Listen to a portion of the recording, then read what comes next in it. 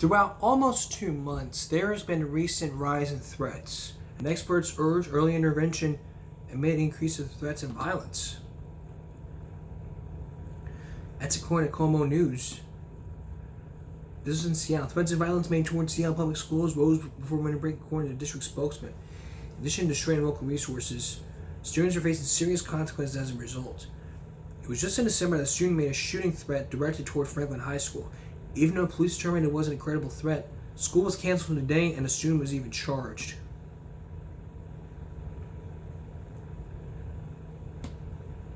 And this is what the singer said. My friend told me, hey, there's someone on Snapchat that's like threatening me.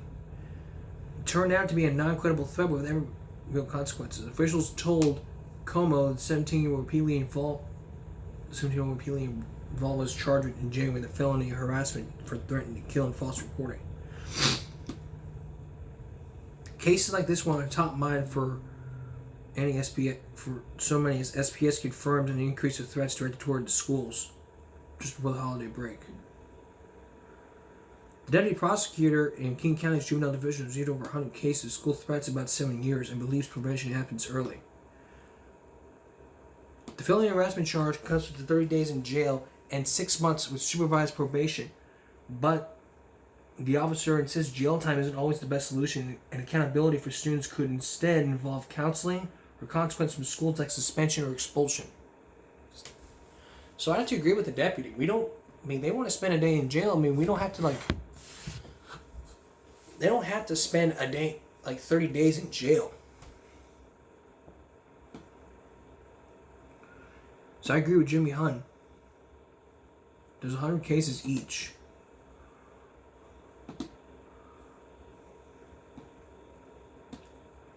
And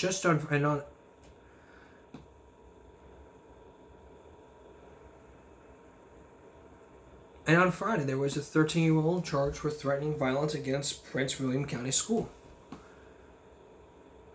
A second time in many months that a 13-year-old has been charged with making threats.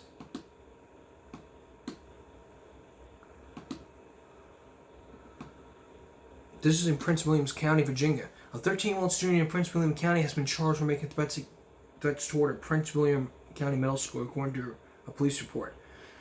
An identified teenage girl has been charged with threats of death and bodily injury after police said a potential threat was made toward Ripon Middle School on February 2nd. A police report said the threats of violence were posted on social media, and several students informed their parents who contacted police. But the SRO identified the sender of the messages on February 3rd as a 13-year-old girl. That's the latest teenager to be charged with making threats against the school system. In December, an unidentified 13-year-old boy sent messages in social media threatening potential violence towards Potomac Shores Middle School. Those messages were sent to the police and an SRO. The teen was charged with threats by electronic means.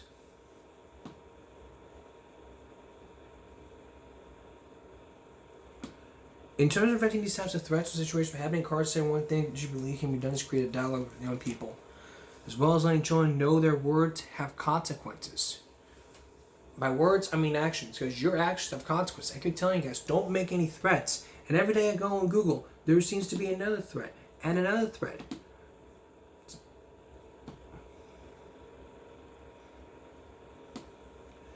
And according to the Los Angeles Times, a Palma student was arrested after a threat shoot up says it was a joke. This was according to a news release, but this wasn't a joke. The border police chief called a manifesto penned by Harris very violent. We had school shootings. There's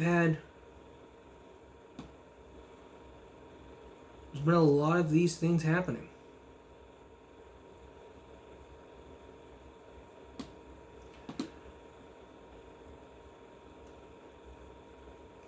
And Prince George's police reportedly investigating threats over proposed school closures. Doesn't have to relate to this, but still. Even in Edgewood, the Journal News, Butler County News Now says recent school threats in Edgewood and have Edgewood schools out of area districts vigilant. It's like in recent years, almost every school everywhere has been threatened at one time or another, usually via social media posts. We blame social media. The superintendent said such messages are an unfortunate reality of modern school life, but consigns nothing to anyone who may be trying to disrupt the school day. Last month was particularly bad for the school year. Spurts of violence against schools shut down buildings or caused temporary lockdowns in both Edgewood and New Miami schools. As to why the minority of threats to others would risk legal prosecution, punishment, and threat in school remains a mystery. The former principals to the former high school principal and early in his career as a classroom teacher. Like we said, we don't need to put in jail time. There's consequences at the school. Like if you do that on school grounds, you will be suspended. It's like, dude, you crossed the line here. That's crossing the line here. What you've done was cross the line.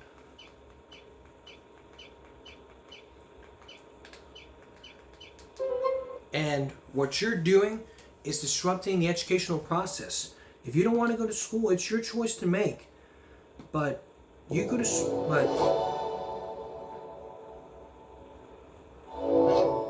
but it doesn't matter. You go to school, get your education, get on with your life. That's the whole basis of it. There will come a time in your life when you look back at this and say to yourself, I'm sorry. Apologies are not going to work. Punishment's going to fit the crime. But all you're doing, what you're going to be doing is saying to yourself, hey, I can just do this every day and that I can do this every day, blah, blah, blah, blah. But you're going to choose to cancel school and be in jail. Because every school district takes this kind of stuff very seriously. And I do also.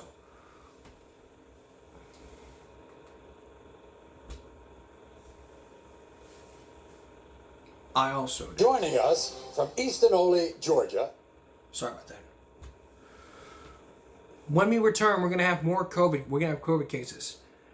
How's it doing now? Are they risen or are they lowered? Find out when we come back. Going to COVID now. 88,321 in Oasis County with 1,386. State of Texas, 6.35 million plus 20,191. 80,872 plus 187. We're almost at 81,000. As for tests, 20.1% has been positive. 1.4 million tests have been taken with over 300,000 positive tests. Over 22,000 people in ICU, while over 100,000 people have been hospitalized. Vaccinations, well, look at this. 70% people have had at least one dose, and 60% are fully vaccinated, almost 60%. So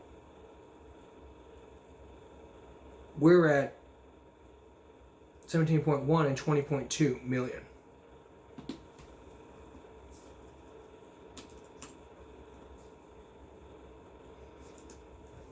What about our local schools? What happened on Friday?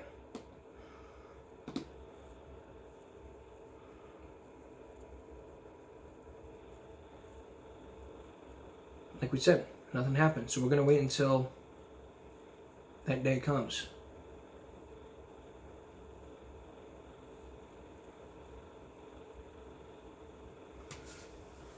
So now, so far, we're at 5 cases total for high school students and intermediate students.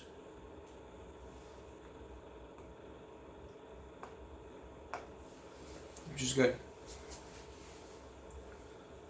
Pfizer, the company who made the vaccine, which I got,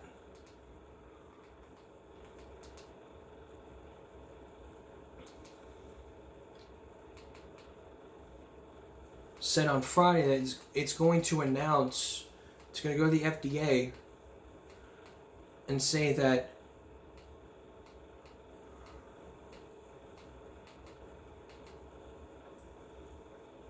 they want to vaccinate people under 5.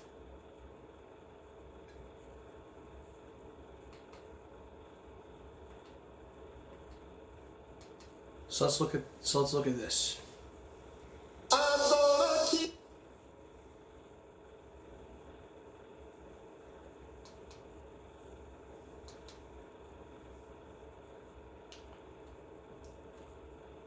So here's CBS's 1/10 of an adult and would be given. So here's the latest. Good evening, and thank you so much for joining us. We are approaching the point in the pandemic where everyone in America who wants a COVID vaccine will be eligible to get one. Tonight, Pfizer asking the FDA for emergency use authorization for its vaccine for children ages 6 months to 4 years old. Now, this comes earlier than expected. The company says it was asked to submit its data after a record number of kids got COVID last month. The American Academy of Pediatrics says more than 3.5 million children tested positive for COVID in January alone. And parents nationwide have been pushing for an expansion of shots for babies, toddlers, and preschoolers, especially in the wake of the fast-moving Omicron variant that also resulted in a record number of pediatric hospitalizations. CBS's Nikki Batiste joins us now with his late-breaking news. Good evening, Nikki. Nora, good evening. Pfizer says tonight it has given the FDA data on a 2-dose vaccine regimen for children ages 6 months through 4 years old. The doses are 1/10 of an adult and would be given 3 weeks apart. Pfizer says it also plans to submit data on a third shot for this age group soon. Very soon. Pfizer's request for emergency use authorization of its vaccine means one of the nation's youngest age groups would be eligible for shots possibly as soon as the end of this month. The second it is available, we're going to be calling our pediatrician. Cons Preddy has anxiously awaited a vaccine for her 3-year-old son and 2-year-old twins. I don't want to get too excited and then have to sort of continue living in this limbo. In December, Pfizer announced that 2 doses of its vaccine did not provide a strong enough immune response in 2 to 4-year-olds, prompting the company to add a third shot to the trial. Authorization would come at a pivotal moment. New pediatric cases dropped last week for the first time since early December, but remain high, over 100,000 for 25 consecutive weeks. I think for parents of young children, I would say hang in there. Over the next few weeks, you're going to see a continued dramatic decline. New Orleans today became the first major school district to require its students ages 5 and up be vaccinated. Parents can opt out on medical, religious, or philosophical grounds. But with so many parents already hesitant to vaccinate their eligible children, experts don't expect authorization for kids under 5 to significantly affect new case numbers. Only 38% of 5 to 17-year-olds are fully vaccinated. Do you understand the hesitancy by so many parents? Of course I do. I encourage parents to talk to their pediatricians, to read trustworthy sources of information, not to go down social media rabbit holes, but to look at the real data. I feel very comfortable with having my kids get the vaccine. That's good. I spoke with a member of the FDA advisory committee today, and he told me they would only give authorization if they can clearly see evidence the vaccine is safe and effective. If a third shot is greenlit, it would be given 8 weeks after a second dose. Nora? So many parents waiting for this information. Nikki Batiste, thank you. And it's some shocking news.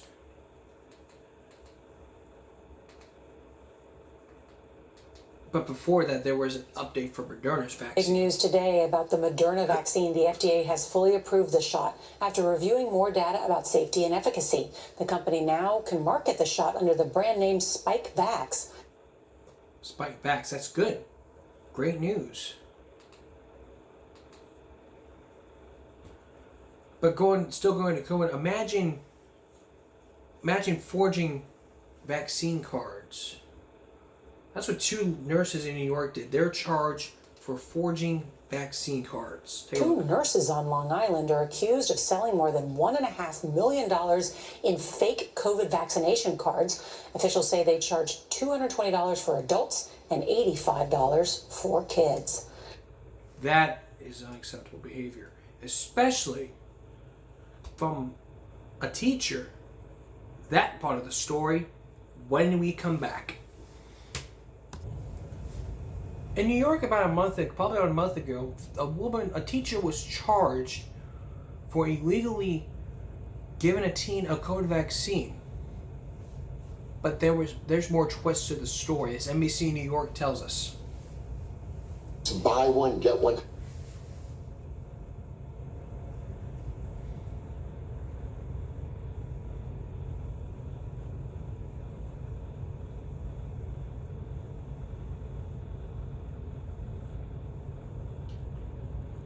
New at 5, a science teacher from Long Island is in trouble with the law tonight. She's accused of giving the COVID vaccine to her son's teenage friend without permission from that teen's parents. And now authorities want to know why she did it. News 4's Paisy Chang has the exclusive video of what happened.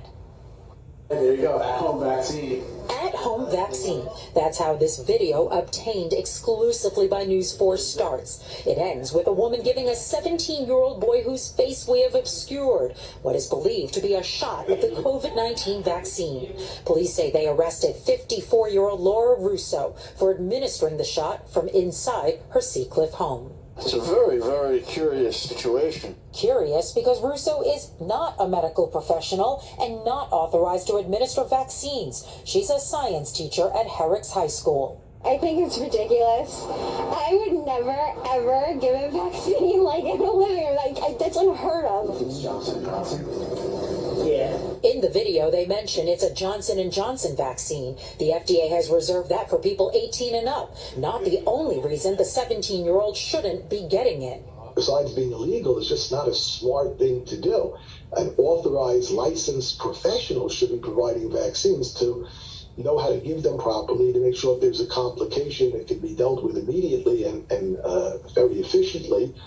And you have to make sure you know what you're giving. Police say it happened on New Year's Eve around 6:30 p.m. and done without his mother's permission or knowledge. She notified authorities. I think it's rather irresponsible, taking that responsibility into your own hands, not being administered by a medical professional. It's a little bit, short-sighted. Russo was ticketed for unauthorized practice of a profession. The Herrick School District, where she works, said in a statement, the individual in question is a district employee who has been removed from the classroom and reassigned pending the outcome of the investigation.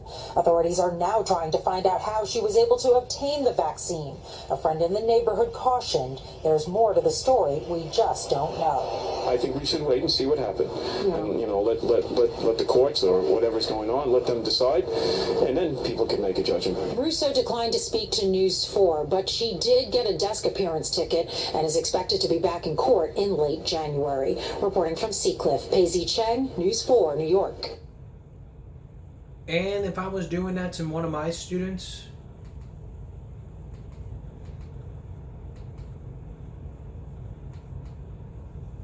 it'd be the same thing. I'd go to jail.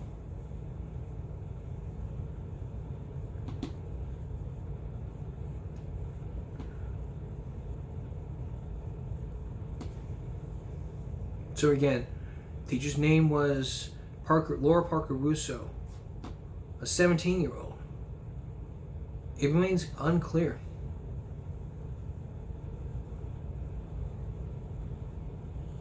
The vial Russo used is reportedly being tested and is due back in court on Tuesday. This was basically weeks ago. So again, I wouldn't be giving that to my kids or to my cousin. If I did that, my cousin would report me to the police, and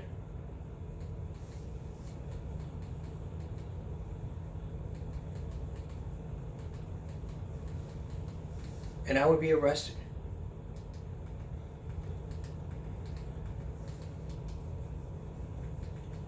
I mean, if you are a licensed professional, you can give out the vaccine, but if you're not licensed, you need to stop.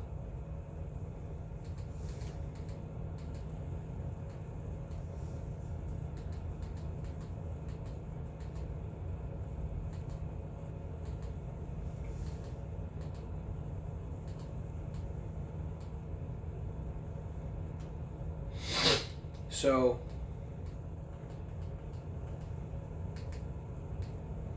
everyone needs to say, you know what? What I need to do is to fess up for what I did.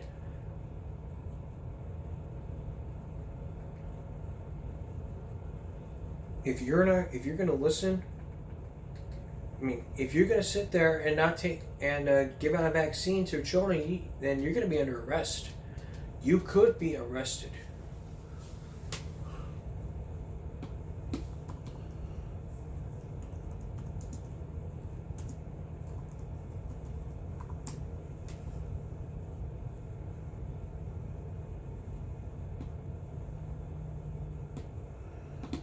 Last week, the Maine Wire did an article on truancy in Maine schools amid the pandemic.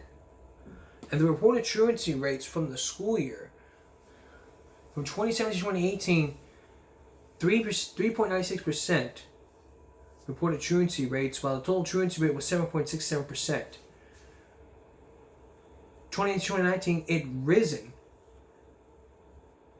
it was risen the reports 4.14%, while the total was reduced to 6.97. Now 2019-2020, before the pandemic, 2.52% and 4.69. That was reduced. That was reduced from 2017 to 2020. But through 2020-2021, 9% of reported truancy rates, while risen up, is 14.88%. Students who fall into truancy threshold can be labeled chronically absent, a rate is also increased statewide, just 18% during 2019.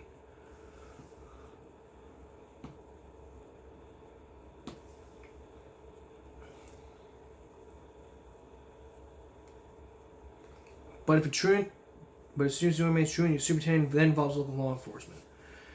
Here's what happened. In June 2021, the Maine legislature passed a resolution directing the Advisory Committee on Truancy Dropouts. This was from the state of Maine.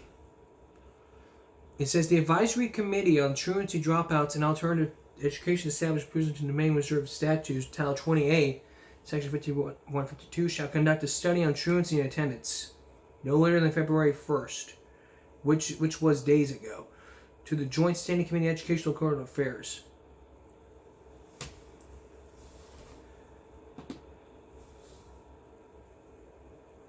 The committee required to develop a report to include recommendations to improve school attendance and submit to the Committee on Education and Current Affairs by no later than February 1st. We don't know if they've done it yet, but if they've done it, then we would know.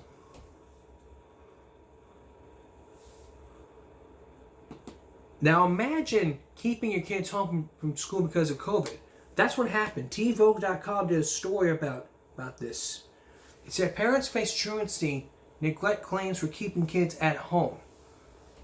I'm not going to read you the whole article, but this parent, she's keeping her children home since the school year began. One of Shannon's main concerns is the lack of vaccine. The letter has left Shannon at loss. I feel defeated. Based on Ohio law, a child's absence has been identified as a success, reads the letter. With this in mind, state of Ohio truancy law requires this letter to be sent to inform you that your child has met or exceeded these limits.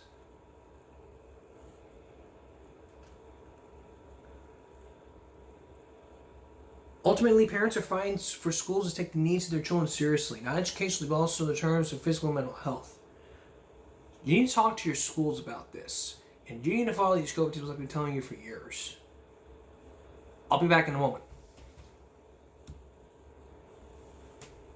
Monday on this broadcast, a look into Cowboys during last week's hard freeze. And then we're 2 weeks away into 1 year. A look at how it's been ever since. Also on Friday, back to the Steam Zone. I usually do it on Tuesdays, but we're going to do it on Friday, so 5 days from now. Make sure to look for that. We're going to be inside the Steam Zone. That's all. This edition of Give Me a Break Saturday going to Sunday. See you again for Give Me a Break Monday.